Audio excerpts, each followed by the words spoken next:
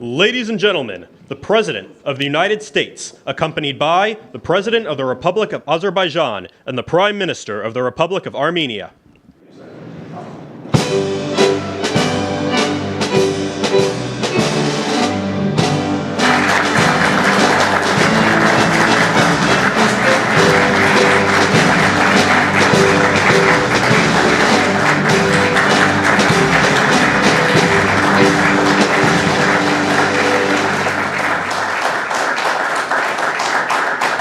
Thank you very much. Thank you very much.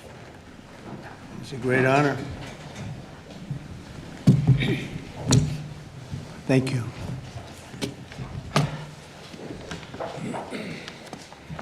It's a long time, 35 years they fought, and now they're friends, and they're going to be friends for a long time.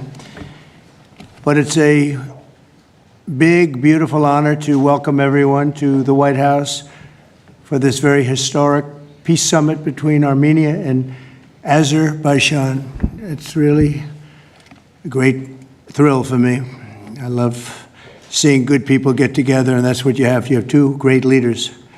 I want to congratulate these two visionary people, Prime Minister Pashinyan and President Aliyev, for coming to Washington to sign this momentous joint declaration. It's a tremendously important document, and it's been a long time in coming. They were explaining before that so many times they thought they could get there. It never happened, just never happened. I also want to thank Secretary of State Marco Rubio, Special Envoy Steve Witkoff, and their teams at the State Department. And I see that we have Chris Wright outside and Senator Steve Daines sitting right here. Thank you, Chris. Thank you very much. And Steve, thank you very much. And we have some other wonderful dignitaries, including the dignitaries from your country. But they provided tremendous diplomatic assistance. And Marco, congratulations. It's a big thing. Keep going. You've got many jobs. And then, of course, you would say Steve was quite influential.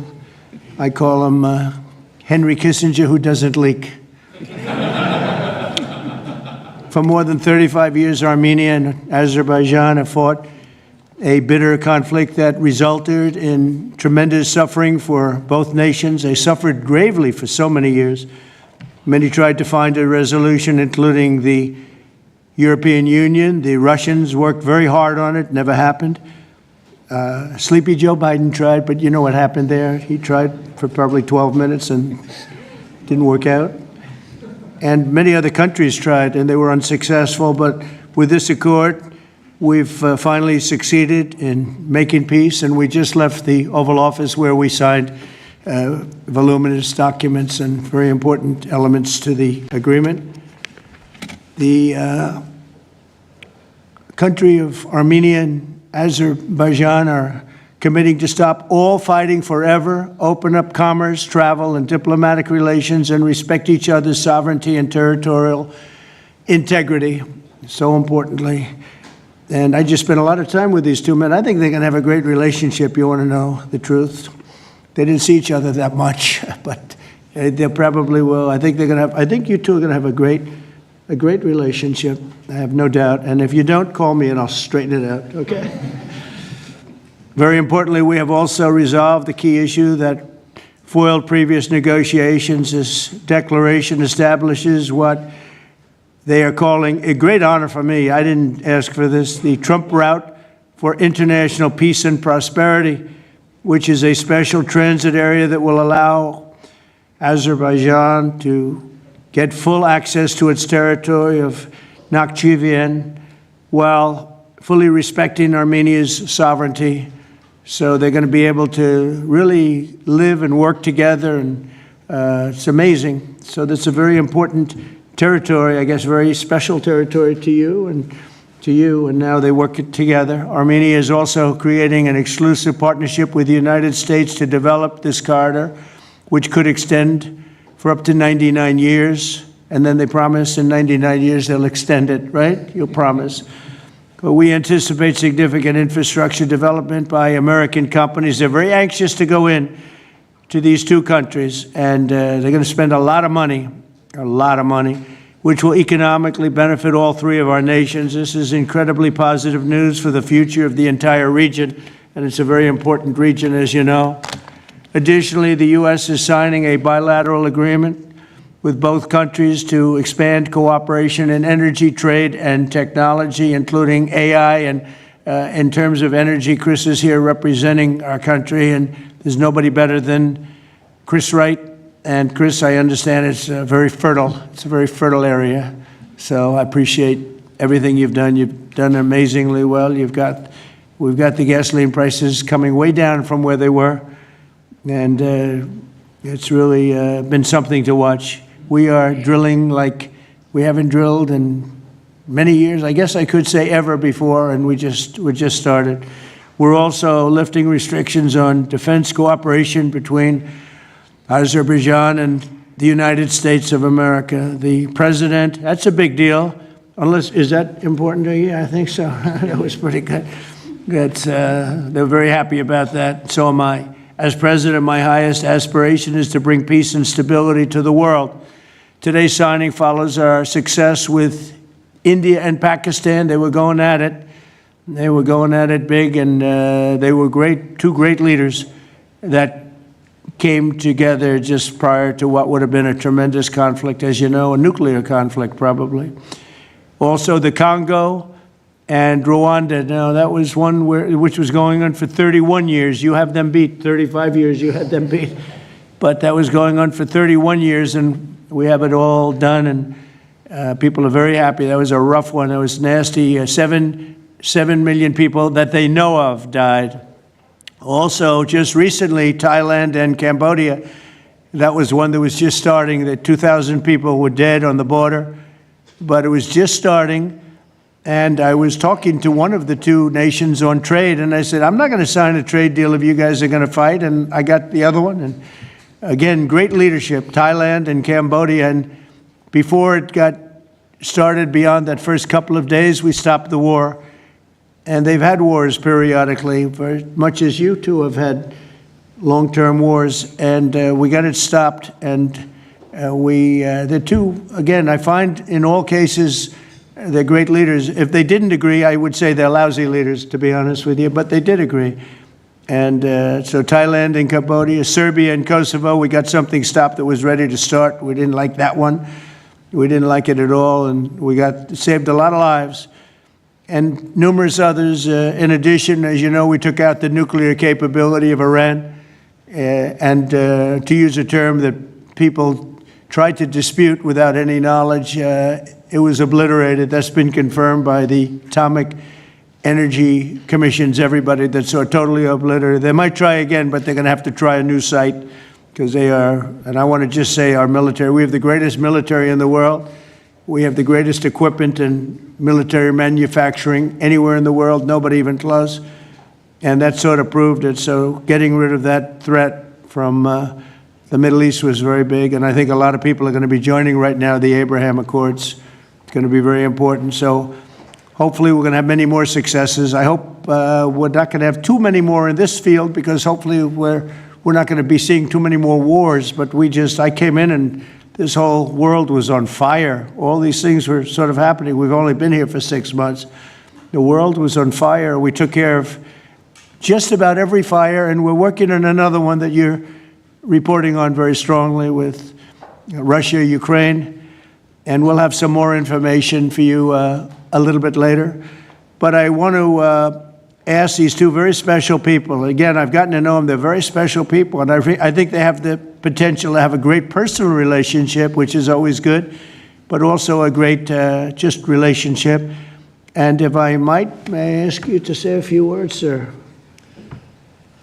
Thank you very much, Mr. President. First of all, thank you for invitation. It's a big honor to be invited by the President of the United States for this historic event. Actually, we are writing a new history in a bilateral interstate relationship between the United States and Azerbaijan. We are starting the path towards a strategic partnership. The Charter on Strategic Partnership will be elaborated within several months, and that is a historic achievement for Azerbaijan. because to be in the format of strategic partnership with the greatest country of the world is a great opportunity and also a very big responsibility. And this strategic partnership format embraces so many important areas: mutual investment, trade, energy, connectivity, transit, AI, defense sales, counterterrorism. So all these areas where we had and hopefully will have very active cooperation in the future. So it opens a lot of opportunities for Azerbaijan to continue its path of development, to diversify its economy, to keep unemployment low as it is today, and to look to the future with great optimism. Also, I'm very grateful to Mr. President that he today lifted the restrictions which have been imposed on Azerbaijan back in 1992, just only 1 year after Azerbaijan restored its independence. These restrictions have been imposed on us. So after 33 years, these restrictions have been lifted just today. So really, it's a day which will be remembered by the people of Azerbaijan with a feeling of pride and gratitude to President Trump for his attitude to Azerbaijan, for his vision, for not only for our region. We were exchanging views today, and I said that within several months he managed to put an end to conflicts in Asia, in Africa, and now in Southern Caucasus. What we could not achieve for more than 30 years. We had to sacrifice lives. We had to fight two very bad wars with a lot of casualties. And if not for President Trump and his team, and our great friend, Mr. Witkov and his team, probably today, Armenia and Azerbaijan would have been again in this endless process of negotiations. So really, it's a historic day. We are today establishing peace in the Caucasus, which will open great opportunities, not only for our region. And as President Trump correctly mentioned, the Trump route for international peace and prosperity, which will create new connectivity lines, which will lift the walls, and which will create connectivity opportunities for so many countries, with investments, with prosperity, with stability. You know, Azerbaijan and Armenia, we became independent at the same time as a result of the collapse of the Soviet Union. But at that time already, we were at war.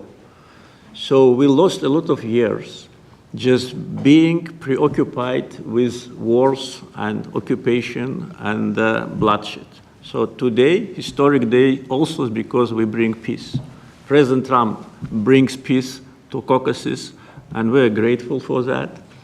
And I'm sure that Armenia and Azerbaijan will find courage and responsibility to reconcile, and also the people will reconcile. We will turn the page of standoff, confrontation, and bloodshed, and provide bright and safe future for our children. So I'm very happy because today we're writing the great new history. And once again, Mr. President, thank you for all what you are doing for us, for our region, and for the whole world. Thank you very much. Thank you.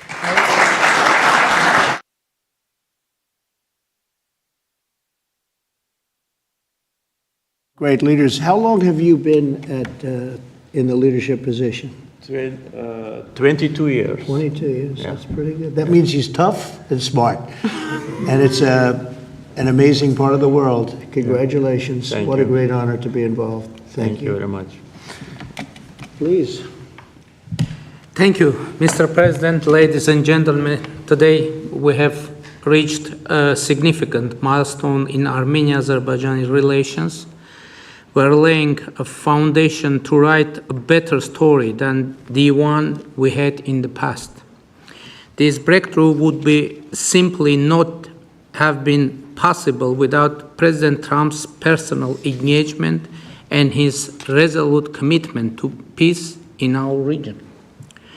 The initiating of peace agreement will pave the way to end the decades of conflict between our countries and open a new era based on the full respect for the sovereignty and territorial integrity of each other.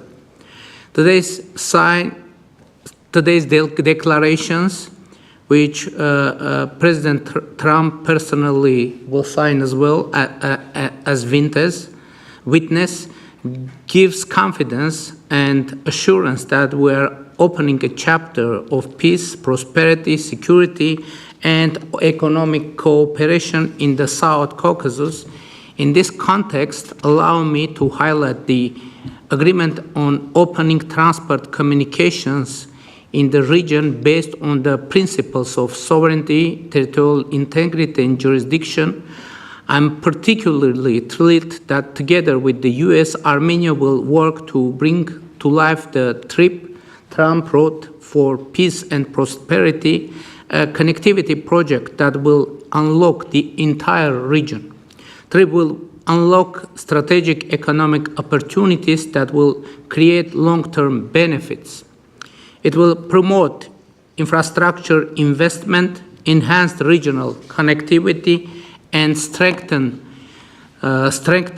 U.S. leadership as a champion of conflict resolution.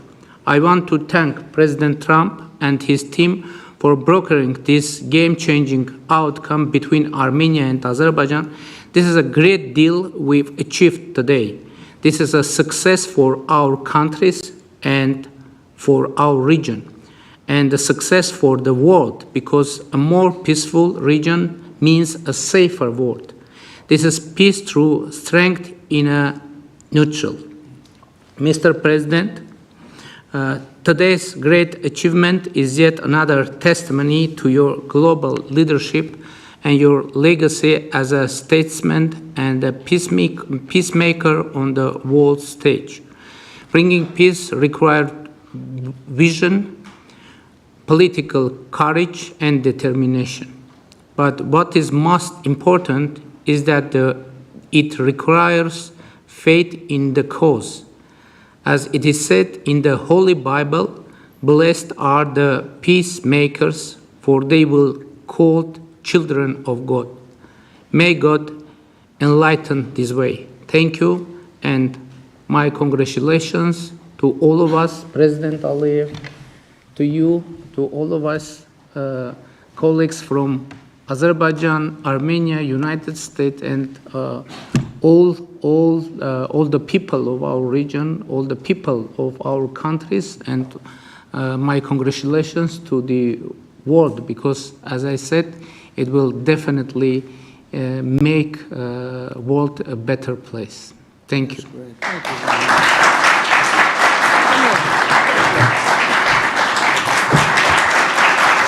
President of the United States, the President of the Republic of Azerbaijan, and the Prime Minister of the Republic of Armenia will now sign the joint declaration on the outcomes of the Trump Route for International Peace and Prosperity Summit. That's really They will beautiful. sign 3 copies in English. The President of the United States signs as a witness to the President of the Republic of Azerbaijan and the Prime Minister of the Republic of Armenia, affirming their path to peace, stability, and prosperity.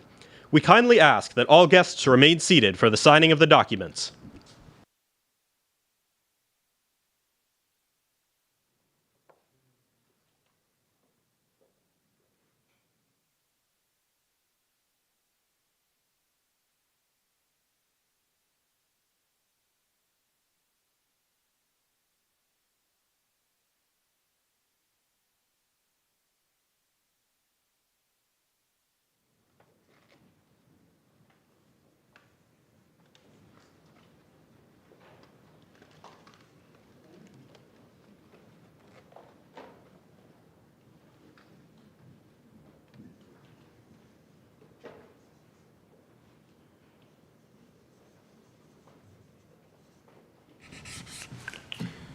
That is so great, and we'll hold up, how about holding up that document, all right?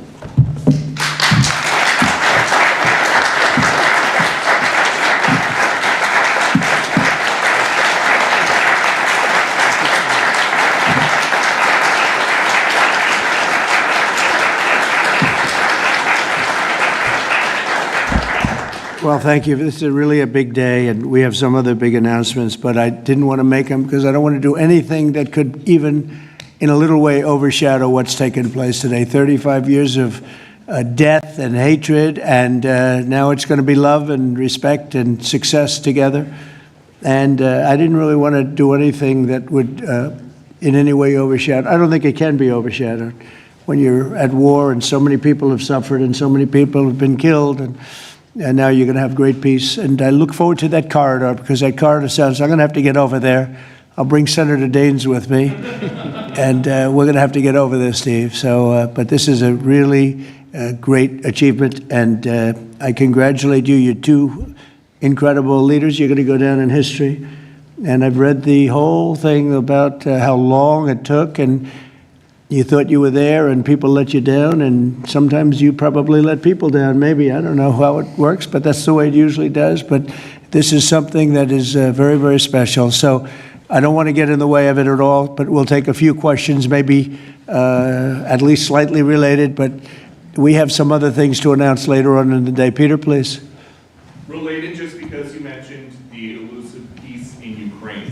Right. Who is holding up this Ukraine ceasefire summit? Is it Putin or is it Zelensky? Well, I think it's that one is, as you know, we've been working on a lot of these deals. We've closed every single one of them all throughout the world, and that's the last of them. And they're losing, Peter, about 6, maybe even 7,000 soldiers every single week. Russia, as you know, lost almost 25,000 over the last month and a half, and Ukraine lost just a small number, fewer. It's a lot of people are dying, and I think we're getting very close. And we're going to be announcing later on. We're going to have a meeting with Russia. We'll start off with Russia, and we'll announce a location. I think the location will be a very popular one for a lot of reasons.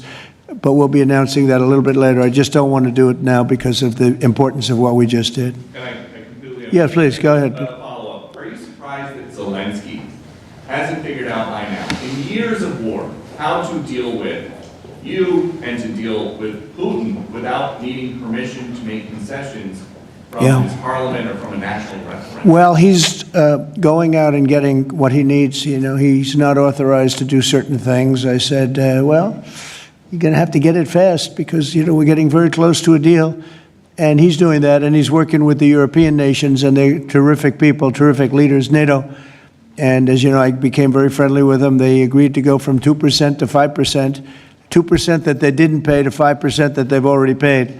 It's trillions of dollars. So, you know, we're working together very closely. But no, in all fairness to President Zelensky, he's getting everything he needs to assuming we get something done.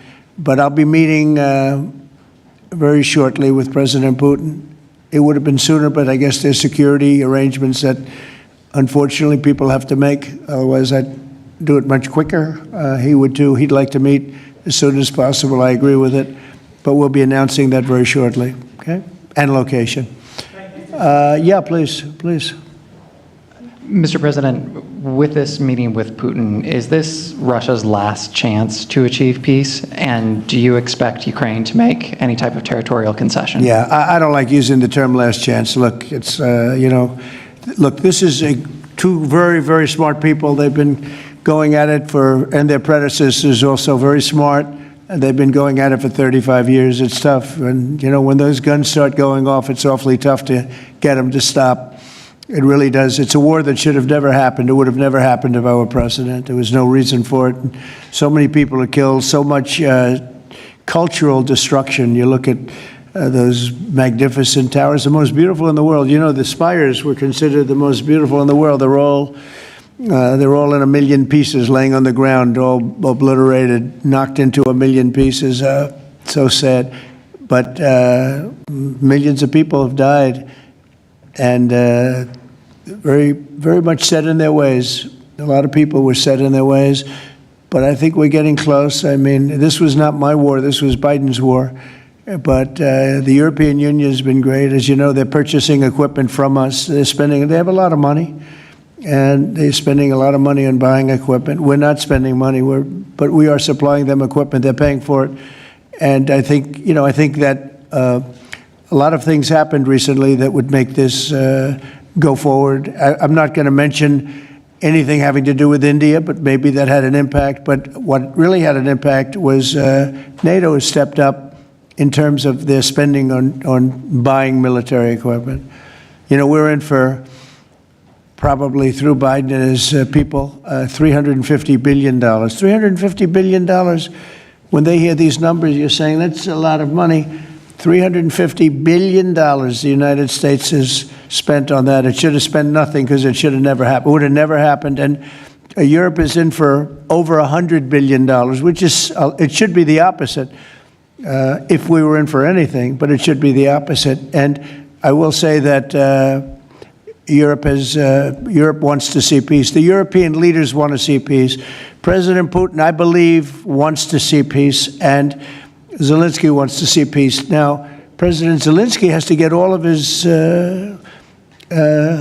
everything he needs because he's going to have to get ready to sign something, and I think he is working hard to get that done. Will Zelensky have to give up territory, Mr. President?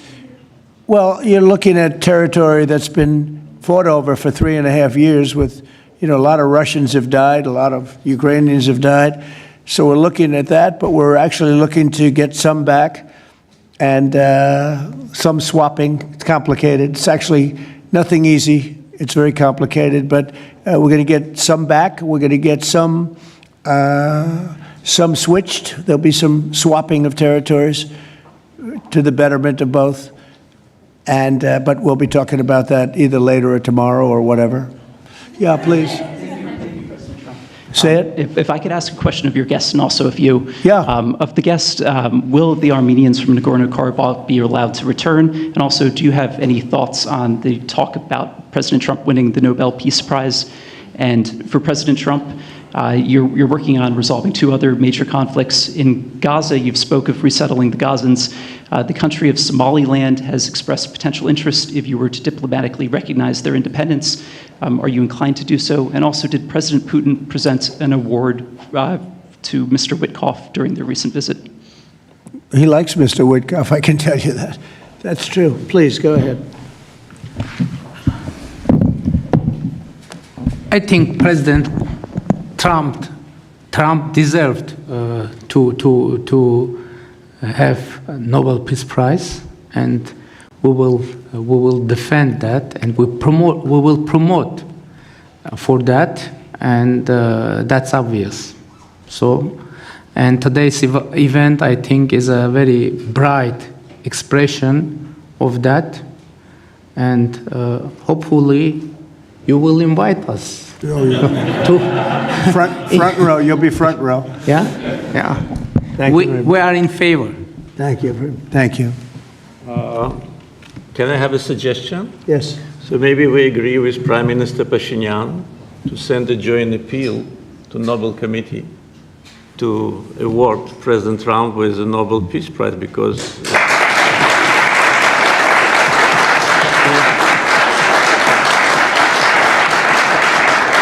from the leaders of the countries which were at war for more than 3 decades, having this historic signature here, it really means a lot. This is tangible result of President Trump's leadership, and no one could have achieved that.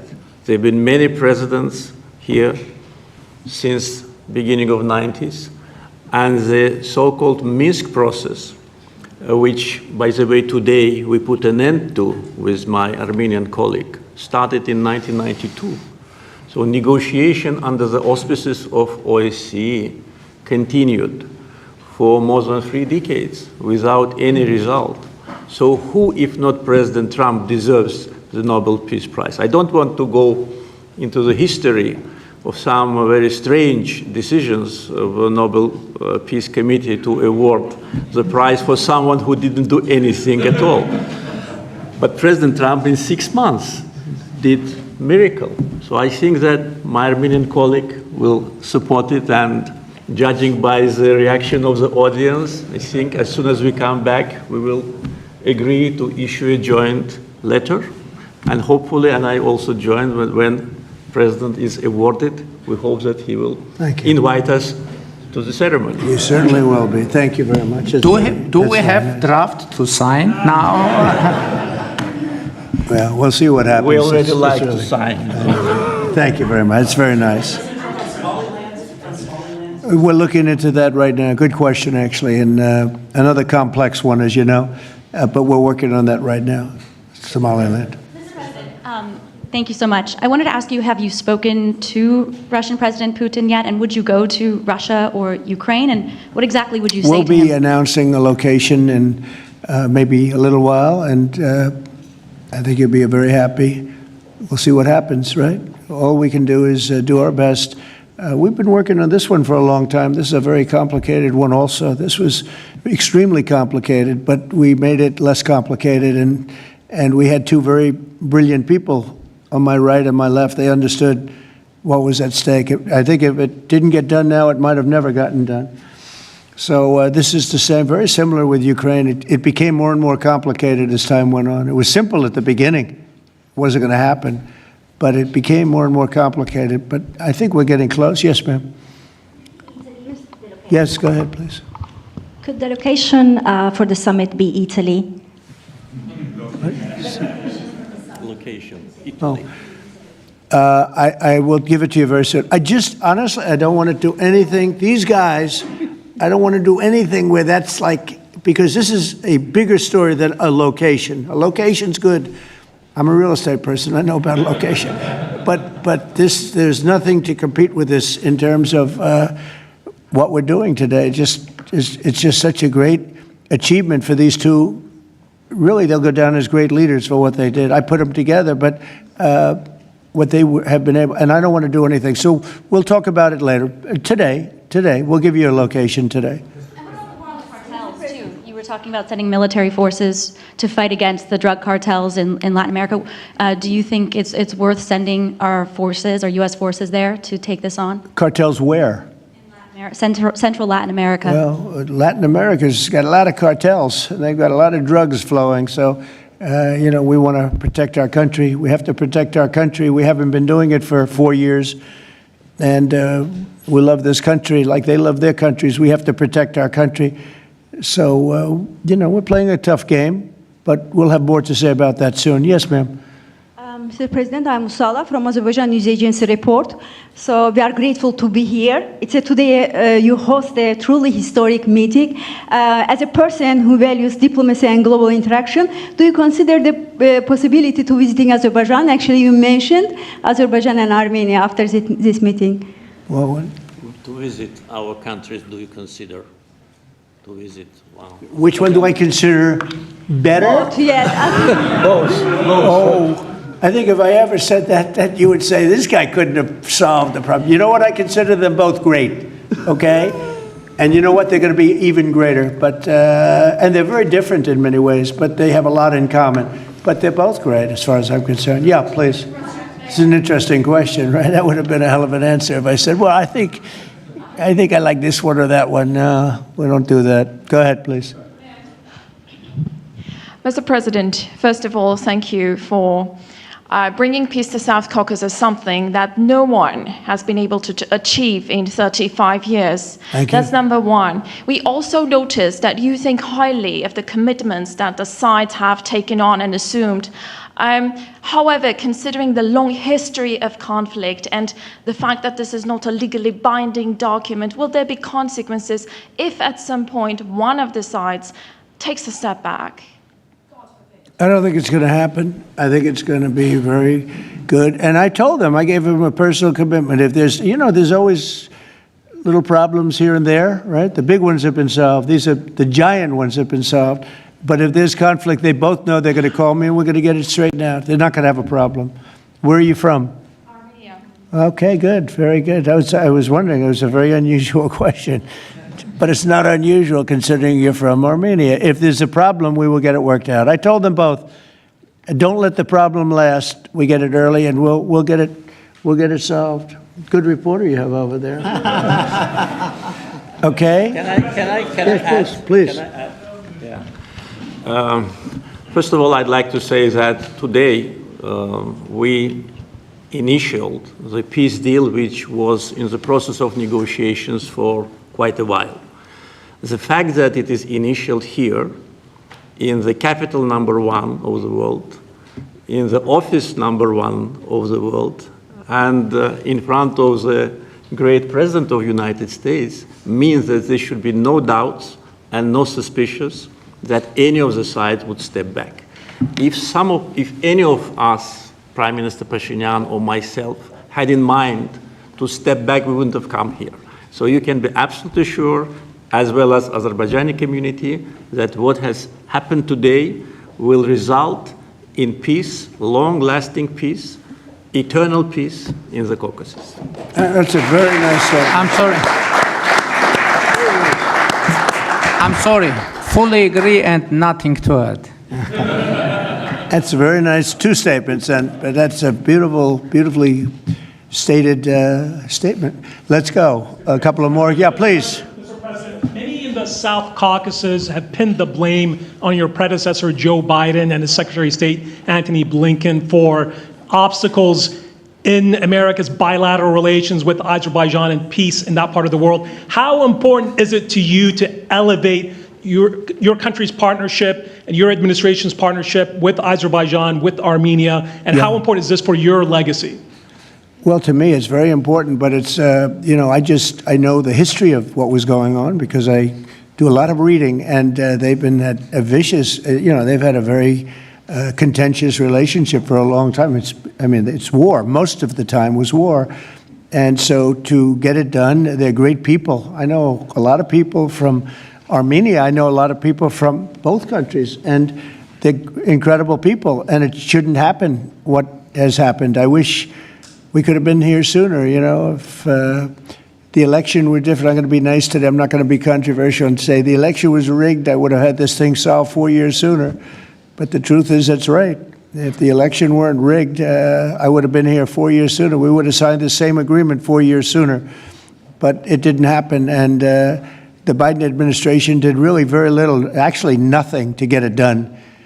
But they did nothing to get really anything done. This country was in very serious shape. And I say it over and over again. I met all the leaders of NATO. I went, as you know, to the Middle East. I was with the King of Saudi Arabia, the leaders of great countries, right? Qatar and UAE and others in the Middle East. And everyone essentially said the same thing. We had a dead country 1 year ago. We had a dead country. Our country was dying.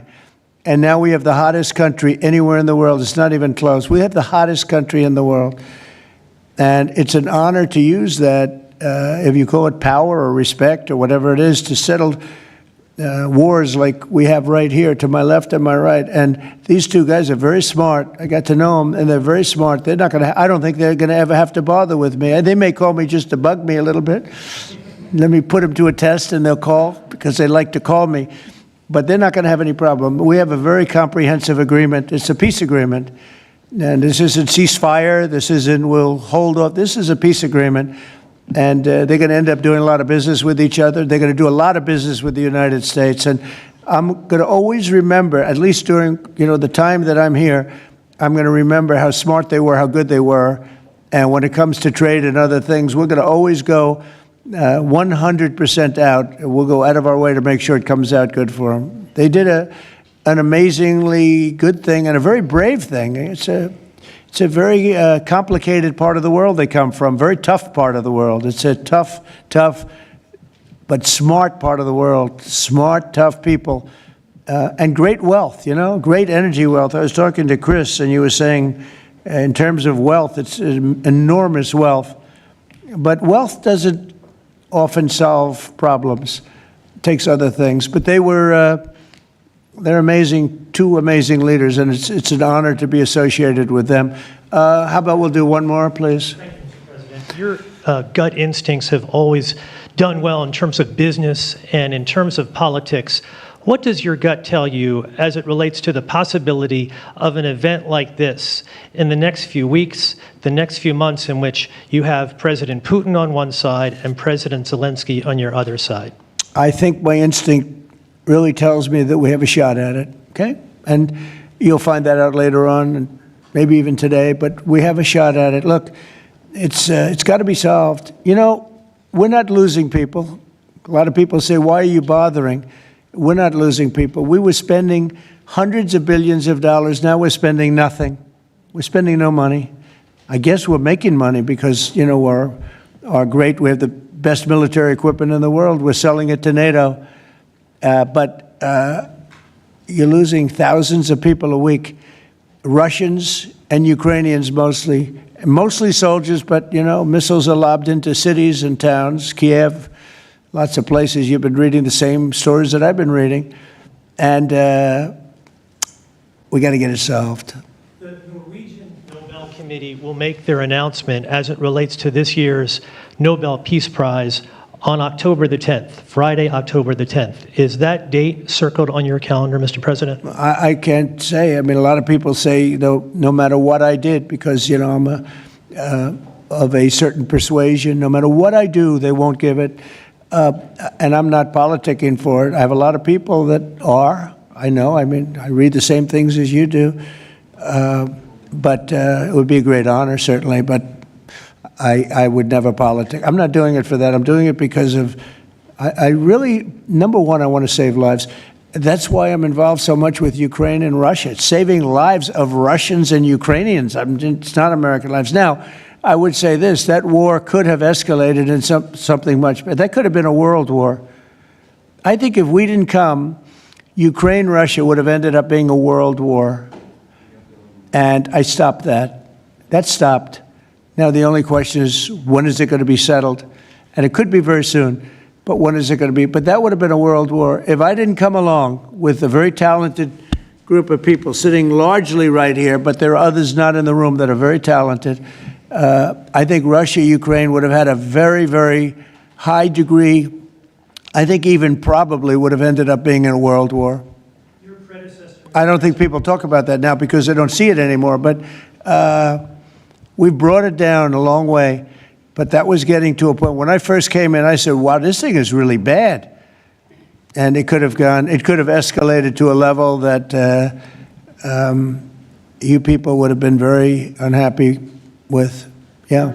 Your predecessor, Mr. President, President Ronald Reagan, had a phrase as it relates to dealing with the then Soviet Union and also Mikhail Gorbachev. The phrase was trust but verify. Do you subscribe to that same view as it relates to Mr. Putin and Russia? Well, I do, relating to everybody. I mean, not just President Putin, but also people and leaders that I deal with. Look, I'm dealing with trade.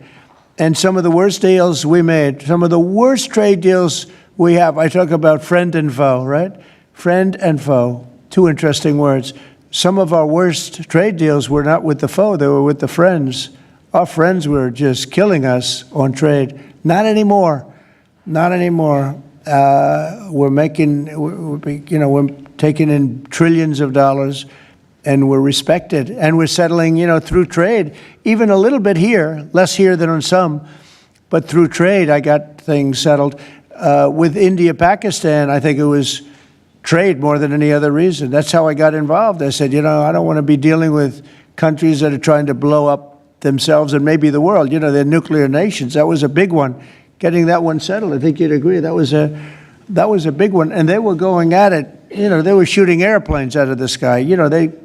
5 or 6 planes got shot down in their last little skirmish, and then it was going to escalate from there. And that could have gotten to be very, very bad. Now, I want to save a lot of lives. I love saving lives. That's what it's about. And when you save lives, you really end up having a peaceful world. Usually that ends up pretty well. I want to thank everybody, but in particular these two great leaders for having the courage to do what they did today, and they're going to go down in the history books.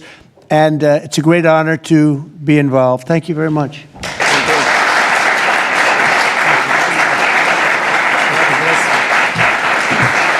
Thank you.